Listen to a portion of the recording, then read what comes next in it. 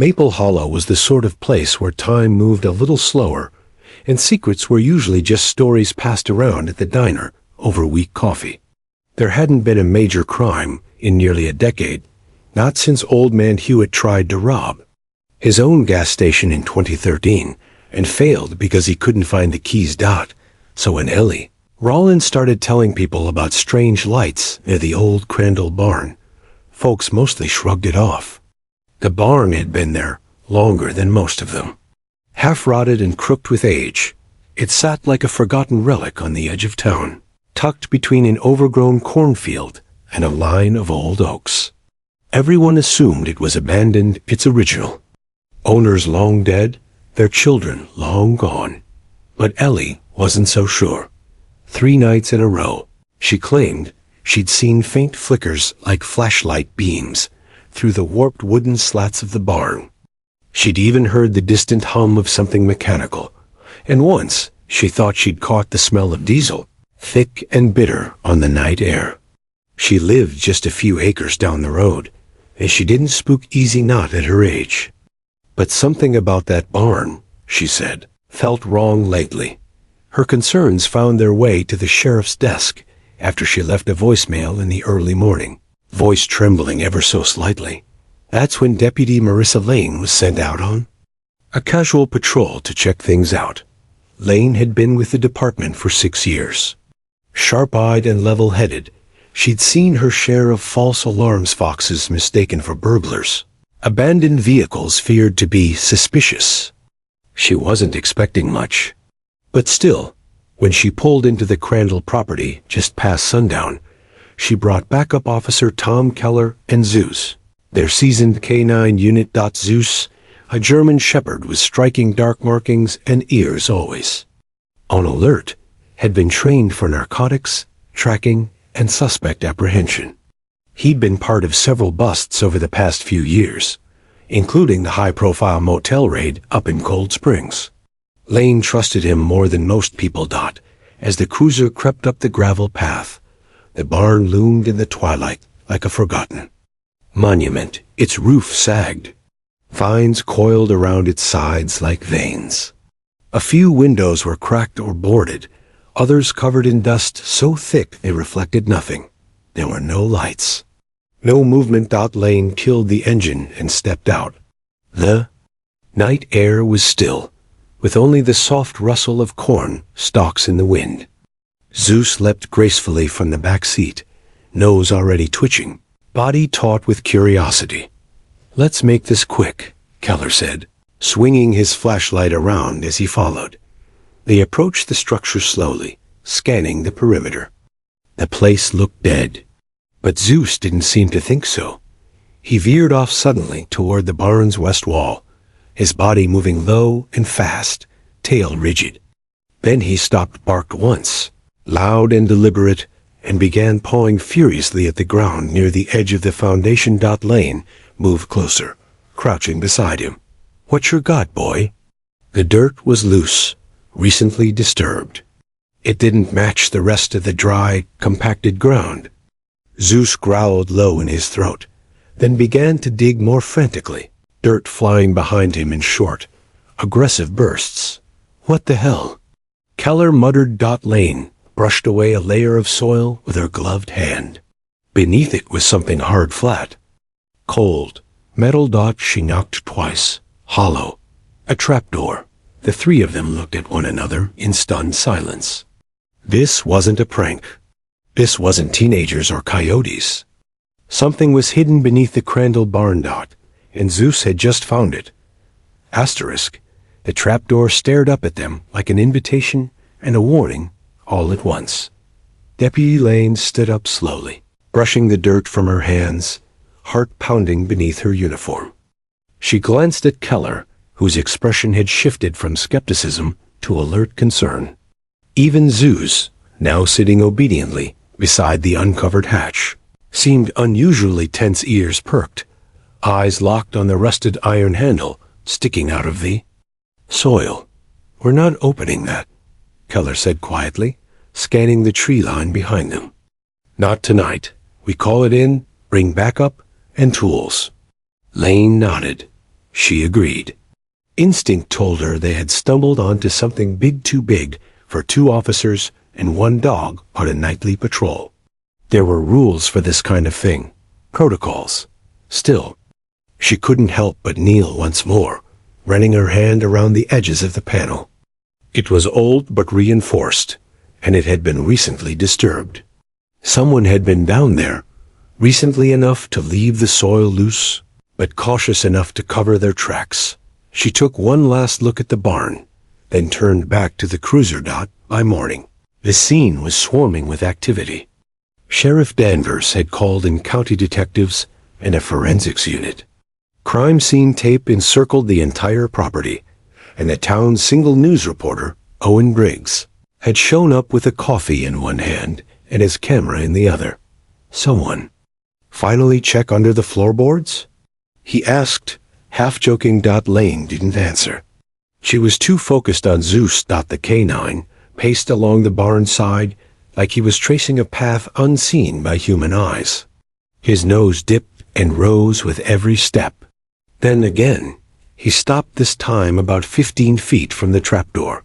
He barked, short and hard. A second location? Lane followed, heart racing. The ground here was harder, but not untouched. A patch of grass had clearly been ripped up and replaced. With gloved fingers, she pulled at the brittle blades, revealing more disturbed earth beneath. Another metallic sound. 2 entrances? Or something else? Zeus backed away, circling slowly, tail lowered but steady. His movements weren't erratic, they were calculated, deliberate. Sheriff Danvers joined them, puffing on his pipe. "That dog of yours doesn't mess around," he muttered, peering down at the new spot. "No, sir," Lane said. "He doesn't." The decision was made to open the first hatch. With tools and care. The trapdoor was pried open. It groaned loudly, as though resisting the light. Beneath it, a short flight of concrete steps descended into darkness. The air that rose up smelled damp and metallic, like rust, oil, and something faintly electric. Lane descended first, flashlight beam slicing through the thick air. Keller followed close behind, weapon drawn, Zeus behind him, ready. At the bottom of the stairs, they found themselves in a narrow hallway. The walls were concrete clean, newer than the barn above would suggest. Someone had poured these walls in the last decade, maybe the last 5 years. The hallway led to a small chamber. Inside, they found rows of metal shelves stacked with canned goods, water jugs, boxes of bandages, and medicine. Everything was neatly arranged, almost obsessively so. It looked like a survivalist's dream or a nightmare.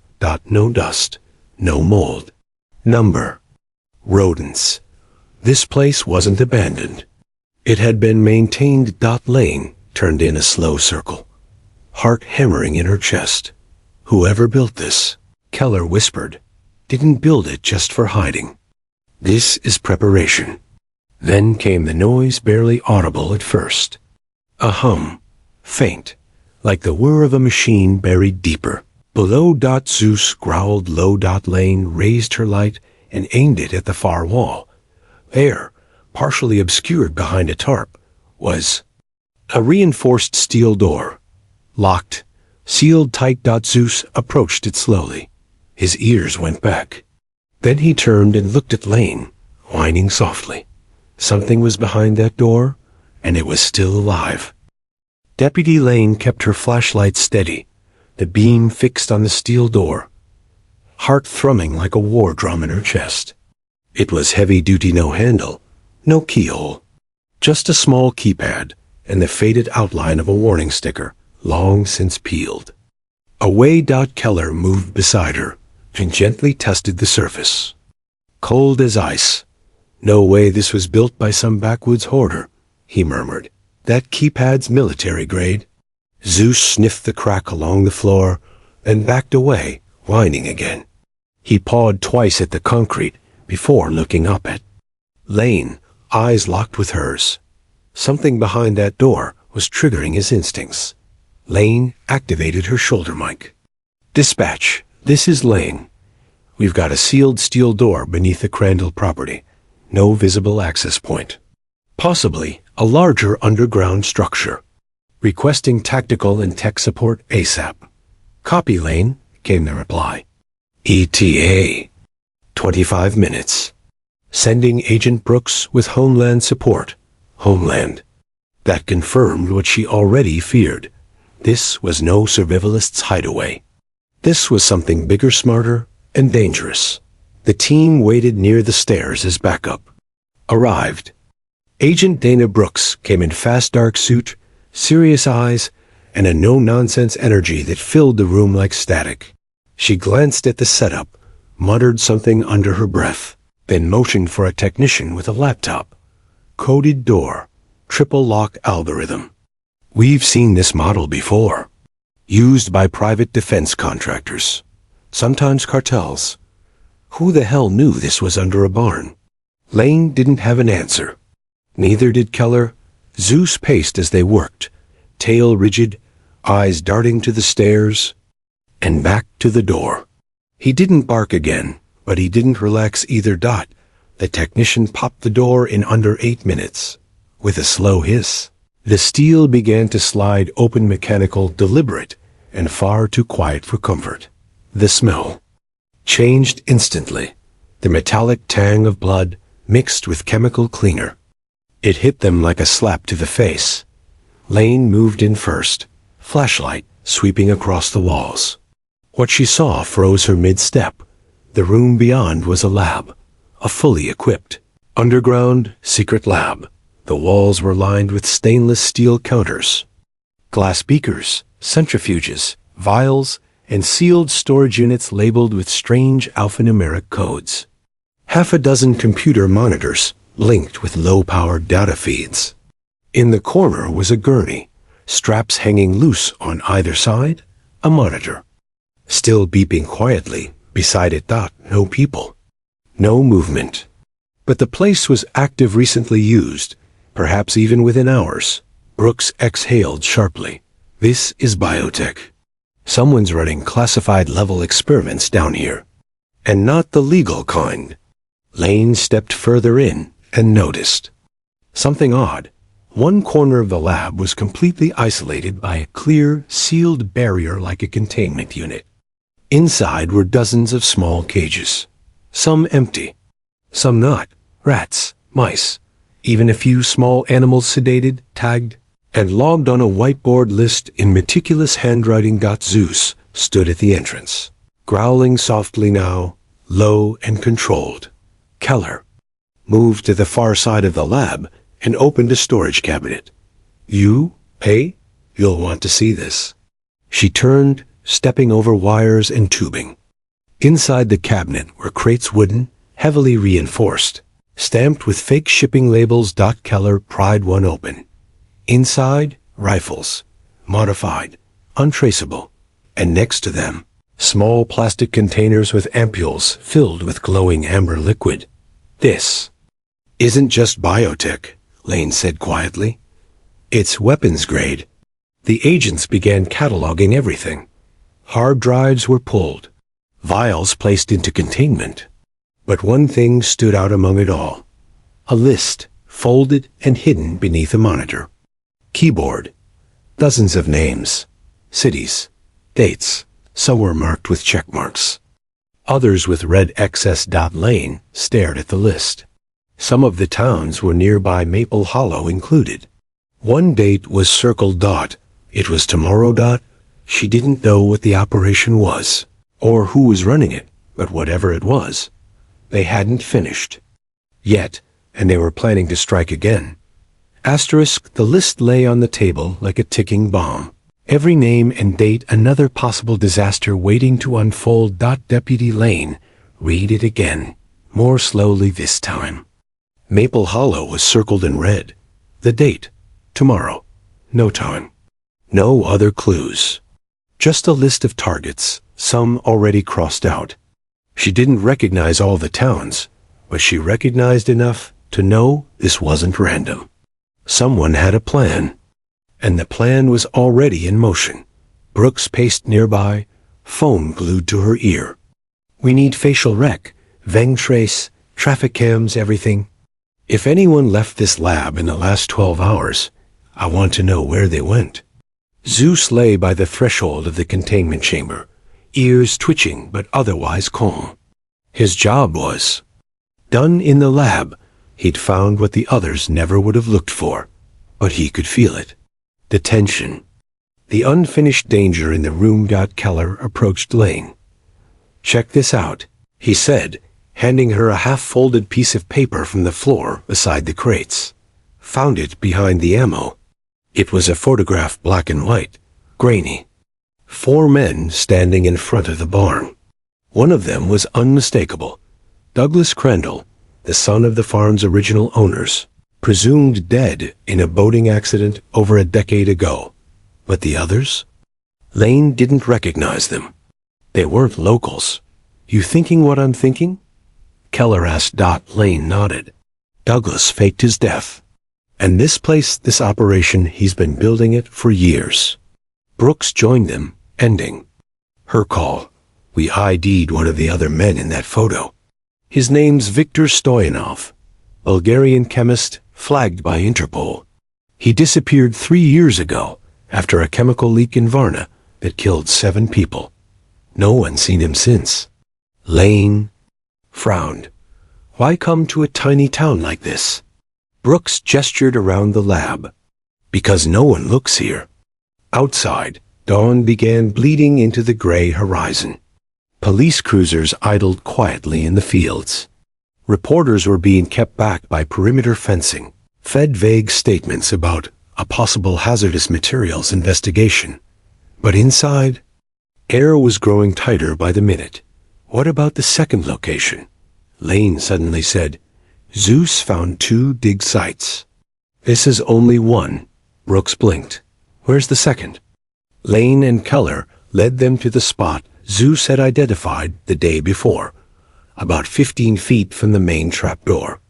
Zeus trotted ahead, nose low to the ground, tail moving slowly like a radar. He stopped at the same patch again and sat. Lane knelt beside him. "Good boy," she whispered. It didn't take long to uncover a second, smaller hatch. No keypad this time. Just a heavy slab with a recessed handle, buried under barely a foot of soil. They pried it open carefully. A ladder descended into the dark. The chamber below was narrower, colder and silent. Flashlights illuminated the space, revealing stacks of plastic barrels, each labeled with chemical formulas Lane didn't recognize. Some barrels were open. Inside, translucent gel and thin, dried residue. A clipboard on the wall bore a logo. Not government. Not military. Private. Genesis Partners, Keller read aloud. "I've never heard of them." Brooks cursed under her breath. "I have. They're a shell corp, used in ghost operations from the Gulf to Sudan. Human experimentation, off-grid biotech trials. Dirty contracts for anyone who pays."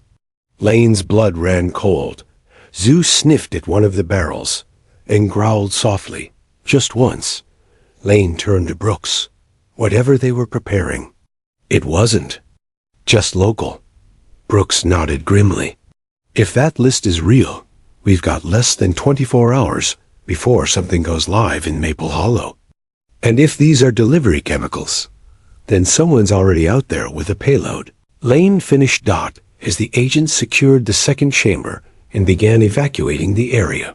Lane looked to Zeus, who watched the fields with sharp eyes. Wasn't tense anymore. He was waiting. He knew this wasn't over. Not by a long shot. The town of Maple Hollow began its morning like any other sunlight, creeping through swaying cornfields. Coffee brewing in tired kitchens, and the slow hum of tractors starting up in the distance. But beneath the surface, panic was setting in. Deputy. Lane stood over the whiteboard inside the hastily converted operations center at the sheriff's office. The list recovered from the lab had been blown up and pinned to the wall. Names of towns, dates, and in red, Maple Hollow, June 19. Today. Agent Brooks leaned over her phone, talking to a DHS team from Chicago. They were attempting to cross-reference the chemical barrels with any known weaponizable agents. But the results were slow coming. Whatever Genesis Partners was planning, they'd used compounds so obscure that even the lab analysts were scratching their heads. Keller paced behind them, arms crossed. We've got every road in and out of town under surveillance. Still no visual on Douglas Crandall or any of his known associates. And no sign of that red thermos. Lane added. The red thermos had come up when analysts reviewed security footage from a gas station 30 miles away, captured just after midnight. A blurry figure, possibly Crandall, had stepped out of a dusty Ford pickup, carrying a distinctive red thermos with a biohazard sticker on the side. He didn't speak to anyone. Paid cash. Left in under 2 minutes. That was 6 hours ago. Now, the town was in danger. Somewhere in Maple Hollow, a man with a modified thermos was preparing to unleash whatever he'd been hiding beneath that barn for years. Zeus barked sharply from the corner, drawing Lane's attention. He stood at the window, alert, nose pressed to the glass. Lane followed his gaze. Across the street, parked by the farmer's market, was a dusty Ford pickup. Her heart seized. That's the truck, she said flatly. Brooks was already moving. Suit up. We move now. They approached cautiously, weapons drawn, flanking the vehicle from both sides. Zeus stayed close to Lane, growling low, but the truck was empty. No driver. Engine cold. It had been there a while. Look, Keller pointed. On the passenger seat, there it was. The red thermos. Bomb squad arrived within minutes. The block was cordoned off. Drones were sent up. Everyone braced for the worst. Inside the thermos wasn't a bomb, but it was worse in some ways. A timed dispersal unit. Primitive but effective. And inside, 2 vials of liquid had already been mixed into a pressurized mist. 1 vial remained, unbroken.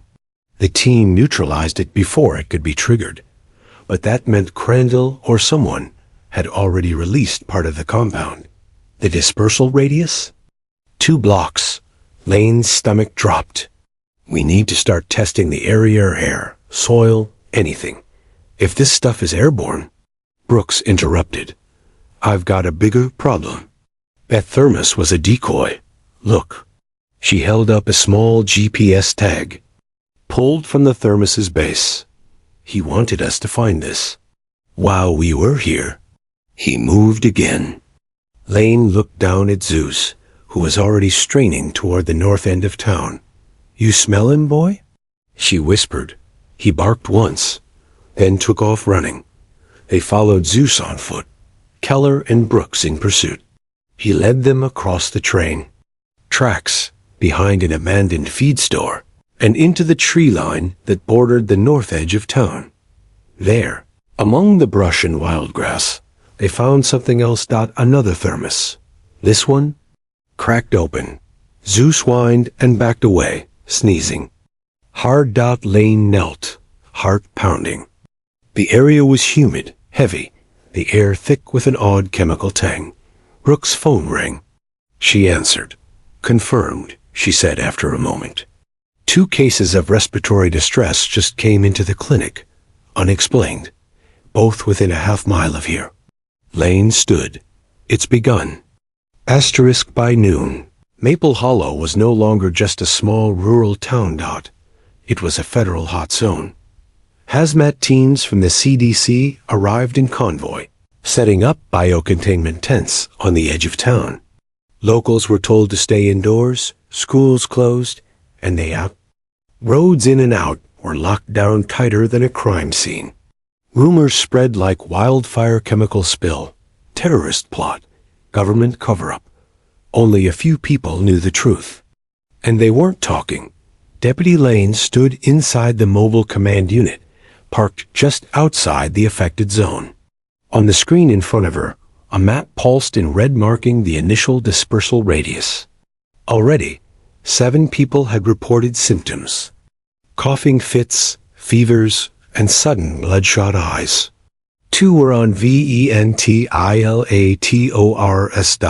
The compound had no known name, but it had a history. Brooks explained it with a grave expression. We found matching samples in an old DARPA file. Code name: Ashwater. Originally developed as a non-lethal battlefield suppressant designed to disorient and disable. But trials failed. Side effects were unpredictable: neurological damage, psychotic breaks, even death. Program was shut down years ago. Keller swore under his breath. So Crandall got his hands on a failed military weapon and decided to tweak it? Brooks nodded. Looks like he perfected it. Lane crossed her arms. But why release it here? Number 1 had an answer. Outside, Zeus sat quietly near the edge of the quarantine tape. He was wearing a special filtration muzzle now, and despite the chaos around him, suits, sirens, and strange smells, his eyes were locked on one thing: a man being dragged from a nearby storage unit. The man was gaunt, bearded, coughing violently. His wrists were zip-tied, and 2 DHS agents held him by the arms. Lane and Keller rushed over. "Who is he?" Lane asked. The agent holding him replied, "Name's Jared Ellis. Found hiding behind old hay bales with medical gear and a burner. Phone. He claims he worked with Crandall." Jared looked up, eyes bloodshot. "Please, I didn't know what he was really doing." Lane crouched.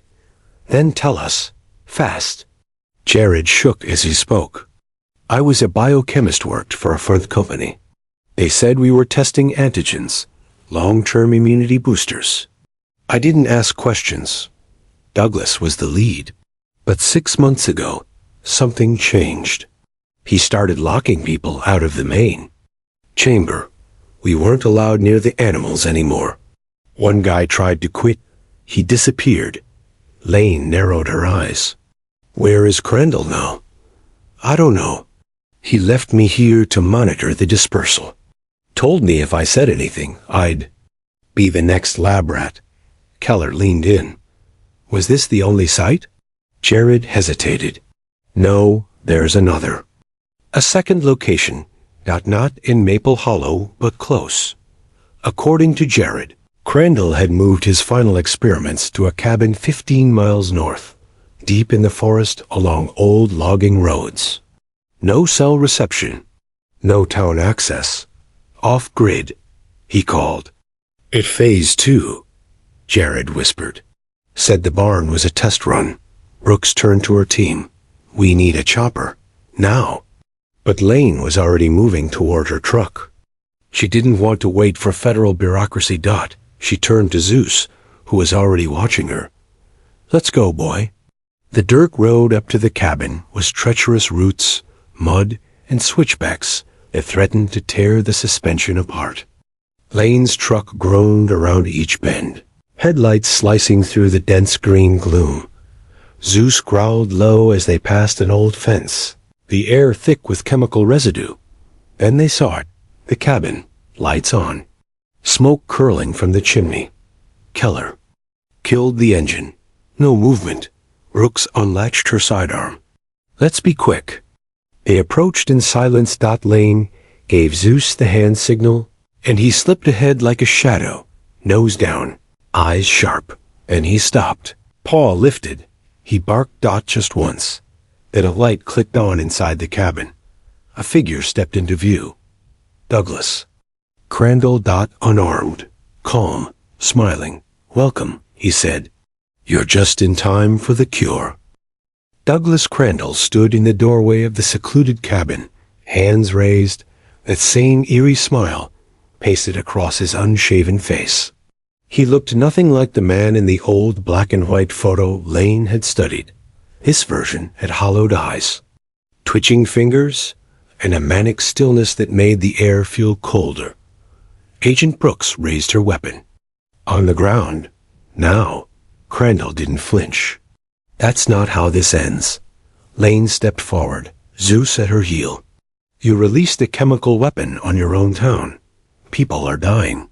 I tested a formula, Crandall corrected. A necessary trial? A trial? Keller echoed in disbelief. You call contaminating a community a trial? Crandall turned, walking back inside without invitation. They followed cautiously, weapons still drawn. The inside of the cabin was clinical metal tables, vials lined up in precise rows, medical logs taped to the walls. Framed photos of smiling people sat on a single shelf, the only evidence a human lived here.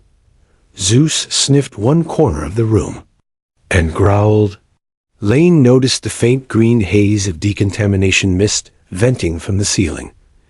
Crandall gestured to a whiteboard covered in complex chemical equations. The formula wasn't designed to kill. It was designed to evolve immunity. Controlled exposure builds resistance. We're fragile, all of us. One global pathogen, one mutated virus in society collapses. My compound could have saved millions. Brooks stepped in. You didn't save anyone.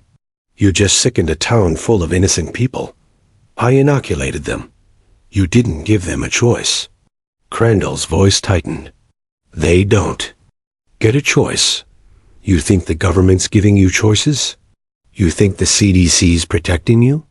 The cure's already been shelved because it's not profitable. I stole it to finish what they wouldn't. Keller scanned the table, eyes narrowing at a small metal case sealed with biometric locks. And what's in there? Crandall looked at him flatly. The real cure, the neutralizer. 1 dose stops the symptoms. 2 doses make it permanent. Lane stepped forward, then handed over. Crandall hesitated. No. Zeus growled again, louder this time, fur bristling. Crandall didn't budge. I'll only hand it over if you guarantee it gets distributed to every infected person in Maple. Hollow. Not whisked away to some lab or reverse engineered and buried. I've seen it happen. I won't let them erase my work. You're not in charge anymore, Brooks said coldly. I never was. Crandall muttered dot. He suddenly reached into his coat hands, moving too fast, that Zeus leapt, that the room exploded in chaos. Lane yelled. Keller lunged, and Crandall hit the floor. With Zeus' jaws clamped on his arm, the small device he was reaching for skittering under the metal table. Keller kicked it away, picked it up. It was a detonator. Crandall is going to destroy everything himself, the samples, the lab, you. Don't understand. He shouted from the floor, Zeus still pinning him. They'll turn this into a weapon. They always do. We're not them, Lane said, but you already made it one. Brooks retrieved the biometric case. Let's hope this thing works. Back in Maple Hollow, the situation had worsened. A dozen more townspeople were now showing symptoms. Panic was spreading faster than the infection.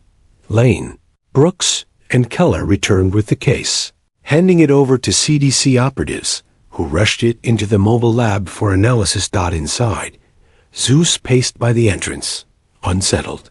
He looked toward the horizon, ears raised, as if sensing that even now, something was still off. An hour later, the lab confirmed it. The contents of the case were legitimate. The compound worked. Within 4 hours, the first patients showed signs of stabilization. Lungs cleared, fevers dropped. The neutralizer worked. Crandall sat alone in a mobile holding cell, silent now, staring through a slit in the door. He didn't smile anymore. Lane watched him through the glass.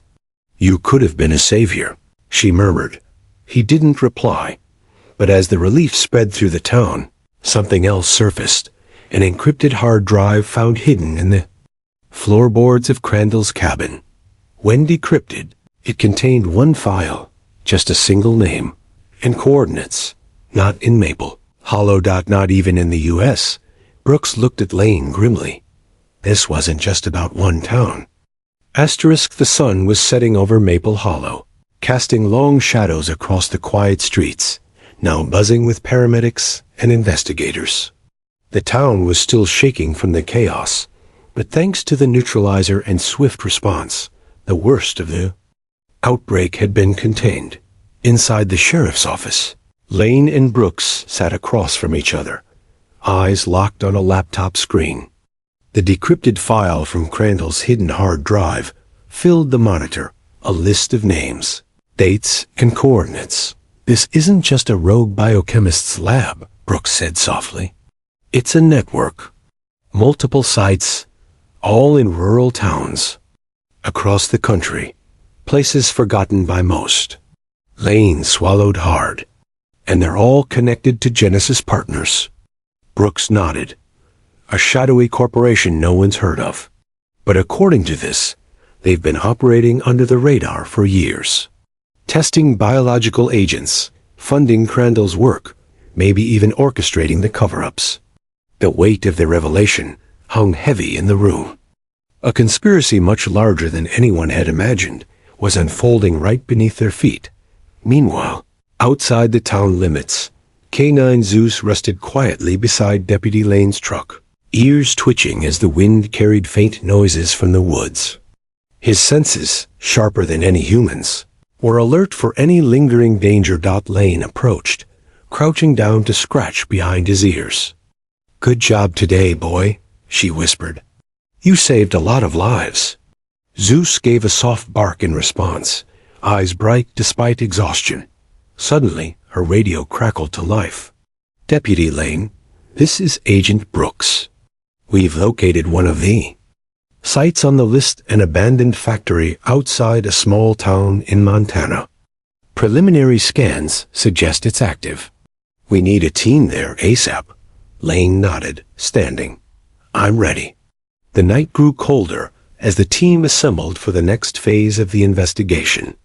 Lane, Brooks, Keller, and a squad of federal agents piled into armored vehicles, Zeus leading the way in a specially equipped K9 unit truck. The drive to Montana was long and tense. None of them spoke much, each lost in thoughts about what they were about to face.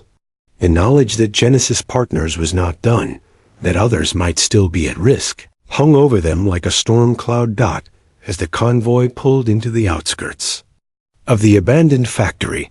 Headlights illuminated rusted gates and broken windows. The silence was almost unnatural. Lane's heart hammered. This is it. They moved carefully inside, flashlights cutting through the thick darkness. The smell of chemicals and decay filled the air. Zeus was the first to alert, ears pricked, nose twitching. He led them down a narrow corridor toward a locked steel door, sealed with heavy chains. Brooks examined the lock. "Looks like it's been reinforced recently." Keller pulled out bolt cutters, working quickly but silently. Inside, rows of containment units lined the walls, some glowing faintly with ominous light. Tables were cluttered with syringes, samples, and data pads. Brooks checked one of the pads. This is worse than Maple Hollow. They've been experimenting on live subjects here."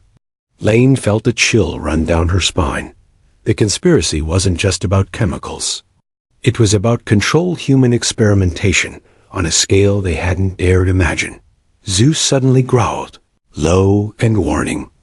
Lane turned just in time to see movement in the shadows. A figure lunging toward them. Keller tackled the intruder, and Brooks shouted for backup. The man struggled. Wild-eyed, but under questioning, he revealed himself as a whistleblower. Another scientist forced into silence by Genesis Partners. "I tried to stop them," he gasped, "but they're everywhere. More factories, more towns." Lane's jaw clenched. The fight was far from over. Back in Maple Hollow, life was slowly returning to normal, but Lane knew the peace was fragile. The barn had been just the beginning, an entry point to a sprawling web of secrets and threats. K9 Zeus lay at her feet as she looked out at the darkening horizon, thoughts racing. One thing was certain. They had uncovered a hidden network, but The question remained, how deep did it go? And how many more lives would be caught in the crossfire before it was truly over?